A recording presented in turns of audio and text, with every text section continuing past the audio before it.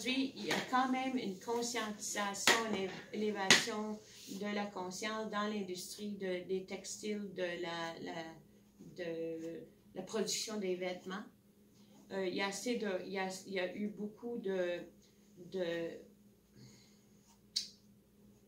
disons comme les modestes, les mannequins. Les modèles. Fait que là, l'industrie a quand même établi des standards pour eux autres, que les images qu'on voit, là, on voit plus de femmes ordinaires que des femmes, en effet, qui ont beaucoup faim. Ouais. Que la beauté se représente autrement. Il y a ça.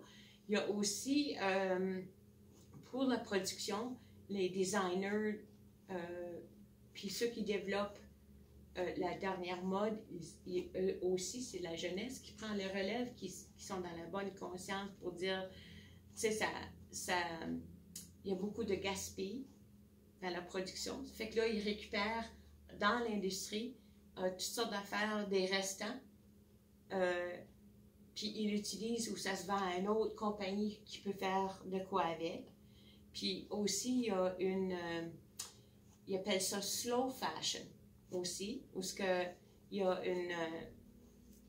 la pensée, c'est que tu payes plus cher, ou tu payes la belle argent pour des choses qui sont de haute qualité, bien fabriquées, qui te fait bien, puis c'est fait à la main, artisanal, peut-être une petite production où ils vont faire 10 chemises comme celle-là, puis il n'y en aura plus d'autres. Mais ils appellent ça slow fashion. Tu as certaines pièces que tu investis, puis c'est ça ta garde-robe. Puis ça aussi, ça va avec l'expression de capsule wardrobe, que tu peux changer beaucoup. Fait que c'est ça. Puis là, aujourd'hui, on sait, ils disent que la vente les vêtements usagés est plus élevée que la vente les vêtements produits, neufs. Fait que c'est hot, là. Puis, quand on travaille dans le design, dans l'industrie, ils appellent ça circular fashion.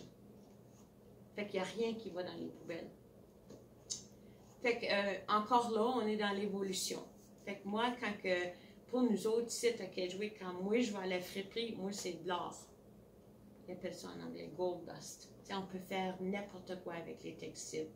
Fait que c'est ça, je voulais juste donner une introduction puis un petit background. C'est sûr que les textiles impliquent beaucoup, beaucoup l'économie.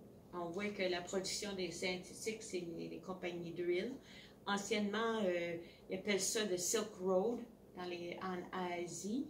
Ben, c'était les hommes qui étaient impliqués là-dedans, mais ils faisaient le transport de la soie, différents tissus des épices. C'était important, il fallait qu'ils mangent, il fallait qu'ils s'habillent. Encore là, même dans ce temps-là, c'est pareil comme nous autres. Fait que c'est ça. Puis, je ne veux pas me perdre. J'ai apporté des échantillons pour donner des idées puis inspirer.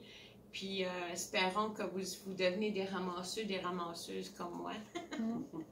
Mais la créativité, c'est de regarder surtout à quelque chose, un vêtement, puis pas avoir peur de couper dedans, mais aussi d'être capable d'avoir une vision de comment est-ce que ça peut servir aussi.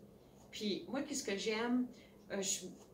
J'achète pas beaucoup de vêtements dans les magasins. Sauf mes sneaks.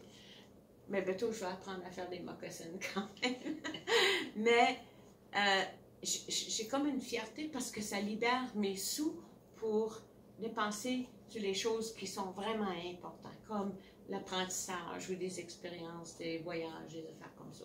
Fait que moi, face à la jeunesse, ce serait ça de les encourager, c'est de ne pas se faire embarquer dans des histoires qui ne sont pas assez beaux, ne sont pas l'amour, si on pas la dernière marque. Puis c'est drôle, hein, parce que les ados, ils veulent être individualistes, puis ils veulent être valorisés quand même, mais ça porte toutes les mêmes jeans. C'est comme, tu sais. Puis, à part de ça, il y a tellement de pression sur eux autres, mais je pense qu'il y en a plus qui ont plus de bon sens que ça, même quand ils entendent parler de gaspille qu'on a sur la planète pour ça. C'est ça le background que je voulais de plus ou moins donner. Puis les textiles, c'est tout un univers. Fait que, welcome to my universe.